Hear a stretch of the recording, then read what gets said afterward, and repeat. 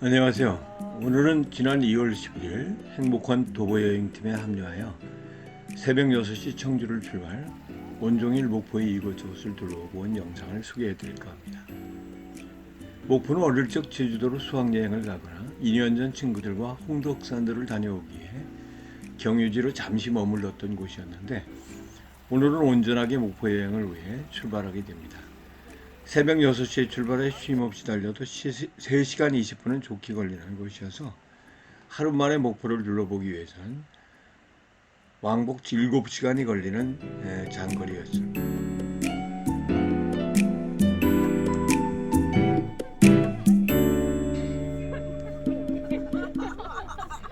엄마 외로울까봐.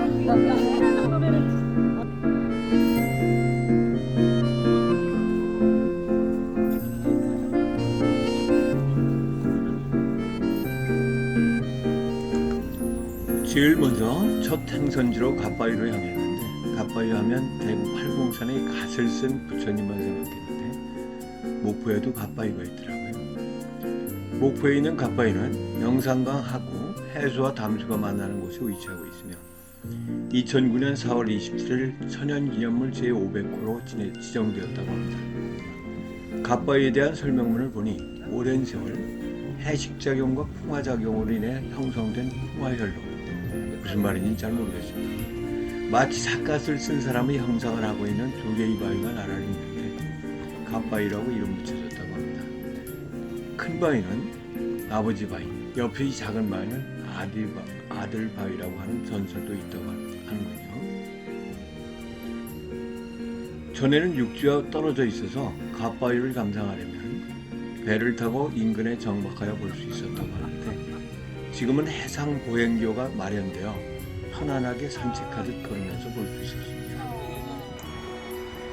갓바위를 둘러보고 해상 보행교와 이어진 데크길을 따라 걷다 보니 이밤산 자라가라로 펼쳐진 목포 문화예술을 모두 살펴볼 수 있는 갓바위 문화타운으로 이어집니다.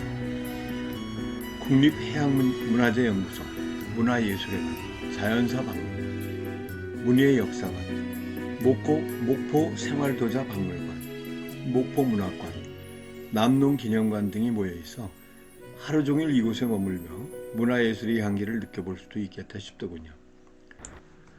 우리 일행은 먼저 국립해양문화재연구소 내에 설치된 해양유물전시관을 살펴보았습니다. 해양유물전시관은 입장료는 무료였고, 바닷속에 있는 각 수중문화유산을 발굴 조사하여 침몰된 배 안에 있던 도자기를 비롯한 각종 유물들을 4개의 상설 전시실과 1개의 기획 전시실, 야외 전시장과 어린이들이 보고 만지고 즐기면서 학습할 수 있는 어린이 해양문화체험관 등으로 구성되어 있었습니다. 해양유물 전시관을 둘러보며 품위 있게 전시된 유물들과 자료, 인양 과정 등을 영상으로 살펴보면서 입장료가 무료라는 사실이 믿기지 않을 정도였습니다. 우리 일행 중 한 분이 관람을 마치고 나서 관람료를 내라고 한다 하더라도 아깝지 않게 낼 생각이 들 정도라며 극찬을 하시더라고요. 목포 여행을 계획하신다면 한 번쯤 꼭 들러보실 것을 추천합니다. 다음으로 해양유물 전시관 건너편에 있는 목포 문학관을 둘러보고 오전 일정을 마치려는데, 휴관 안내문이 붙어있어 여러 전시관 중 뽕 대신 닭으로 부른 곳이 자연사 박물관이었는데, 목포시가 국제관광도시라는 위상에 걸맞게 관광시설을 확충하고 특유의 자연환경과 문화유산을 널리 알리기 위해 2001년부터 공사비 354억 원을 들여 착공하여 2004년 9월에 개관하였다고 하는데, 자연사 박물관에는 화석, 광물, 서류, 포유류, 곤충, 식물, 어류 표본 등 총 36,000점이 전시되어 있다고 합니다. 자연사 박물관은 연면적 6,610제곱미터, 지하 1층, 지상 2층 규모로 지질관, 육상생명 1관, 육상생명 2관, 수중생명관, 지역생태관, 기증품 전시실로 이루어져 있으며, 기증품 전시실은 목포 출신인 김성은 전 농림수산 장관이 직접 수집한 세계 각지의 조개, 고동류 등 기증품 2,300여 점을, 중앙홀에는 대형 초식 공룡 등 화석 16점을, 지질관에는 화석, 운석, 보석 등 690점 등, 육상생명 1관과 2관에는 동물의 박제와 두개골, 각종 식물, 곤충의 표고 및 화석을 전시하고 있었는데 그 규모가 참 대단하였습니다. 우리 일행은 감탄을 자아내며 둘러보았는데요. 오전 일정으로 갓바위와 해양유물 전시관, 자연사 박물관을 둘러본 것만으로도 목포가 지향하고 있는 국제관광도시라는 명분을 갖추고 있음을 실감할 수 있었습니다. 허기진질도 없고 오전 일정을 마친 후 목포의 종합수산시장을 미리 예약해둔 식당을 찾아가 조기 매운탕 100번과 바지락탕 100번으로 늦은 점심을 마쳤는데 식당은 넓고 깨끗했으며 음식도 맛있었지만 무엇보다도 사장님이 참 친절하시더라고요. 테이블을 둘러보며 떨어진 반찬이 있으면 더 달라고 하기도 전에 보충해 주시는가 하면 음료수도 서비스로 주시더라고요. 저도 코로나 이후 식욕을 잃어 밥 한 공기를 주면 거의 반을 남기곤 했는데 늦은 점심 탓이었는지 막걸리를 마시고도 한 공기를 깨끗이 비웠답니다.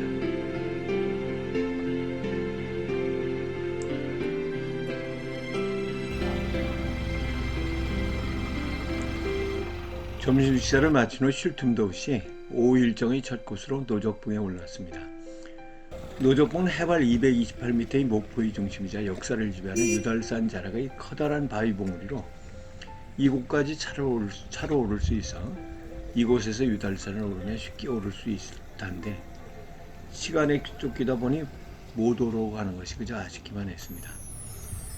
노적봉은 임진왜란 당시 이순신 장군이 외적을 물리치기 위해 고도의 심리전을 펼친 곳으로 왜군과의 군사적 열세를 만회하기 위해 지프로 새끼를 꼬아 노적봉을 휘감아 마치 많은 군량미가 쌓여있는 것처럼 연출했는가 하면 또한 주민들에게 군복을 입혀 노적봉 뒤를 계속 맴돌게 해서 마치 많은 군사가 있는 것처럼 의장하여 왜군을 후퇴시켰다고도 합니다.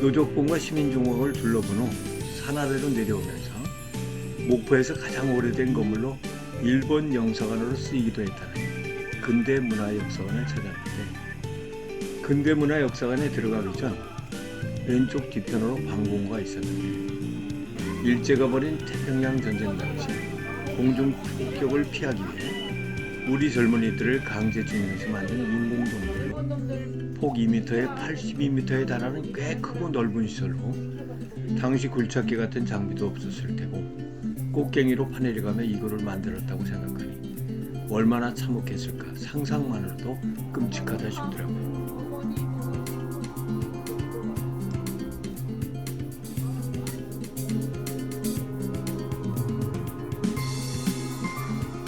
근대역사관은 1관과 2관이 있는데 2관은 보수 작업을 하느라 휴관 중이었고 1관은 유명 드라마의 촬영지로 유명세를 타서 많은 이들이 포토존으로 찾고 있다고 하더라고요. 근대역사관 아래쪽으로는 평화의 소녀성과 우리나라 국도의 1호와 2호 국도의 시작점이라는 표지석도 세워져 있었습니다.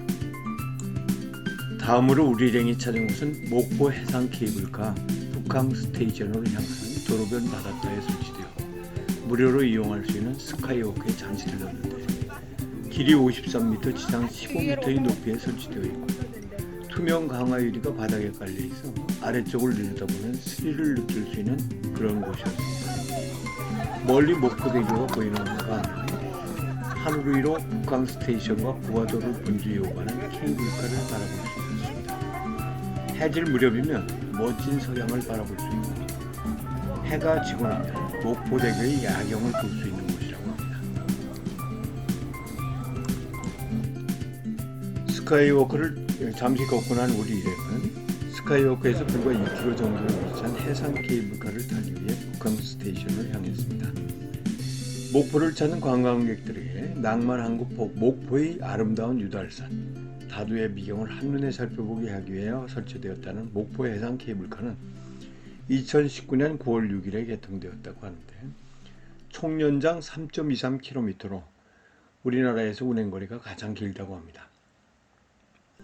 해상 케이블카는 북항 스테이션과 고화도 스테이션을 오가며 왕복 40분을 타게 되는데 케이블카 안에서 목포시내 전경관, 유달산의 기암괴석, 다도의 비경 등을 동시에 감상할 수 있으며 바다 위 최대 높이 해발 155m에 달한다고 하니 높이가 높은 곳은 다양한 볼거리와 감동을 가져다 줍니다. 해상 케이블카는 일반 케이블카와 바닥이 유리로 투명한 크리스탈 케이블카가 있는데 빨간색은 일반 케이블카였고 크리스탈은 하얀색으로 되어 있어 티켓을 구매하실 때 선택할 수 있습니다.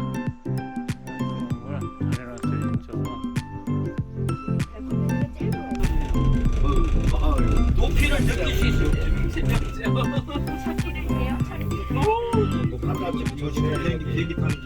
저번에 갈 때는 막 배가 지나가서 운치가 있었는데 배가 지나가는 게 하나도 없네.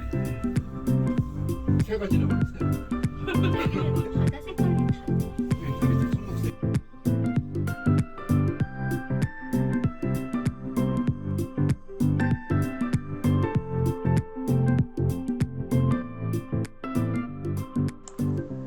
그날도 늦은 오후 시간이었음에도 불구하고 탑승객들이 줄을 이어 기다리고 있어 왕복으로 이용하다 보면 귀가 시간이 너무 늦어질 것 같아 우리는 고화도 스테이션까지 편도로 이용하였고 고화도에서 내려 고화도 산책로를 통해 고화도 전망대까지 걸어오른 후 잠시 해변으로 내려가 고화도 해변 산책로 데크길을 잠시 걷다가 고화도에서 대기하고 있던 버스에 승차하여 귀갓길에 올랐습니다.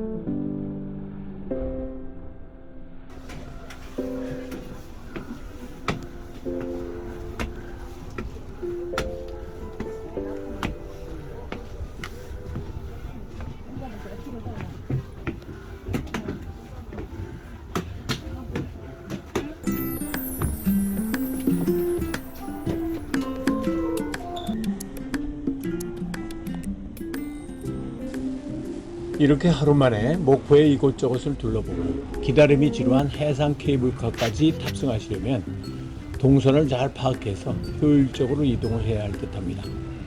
목포는 정말 볼거리, 즐길거리, 먹거리가 다양한 관광도시였습니다. 다시 목포를 찾게 된다면 여유를 가지고 하루쯤 묵으면서 야간에 볼 수 있다는 환상적인 평화광장의 음악 분수나 갓바위 야경을 즐기면서 이번에 들리지 못한 곳까지 모두 둘러볼 계획입니다. 목포 여행을 계획하시는 분들께 많은 도움이 되었으면 합니다. 구독과 좋아요를 부탁드리며 영상을 마치겠습니다. 감사합니다.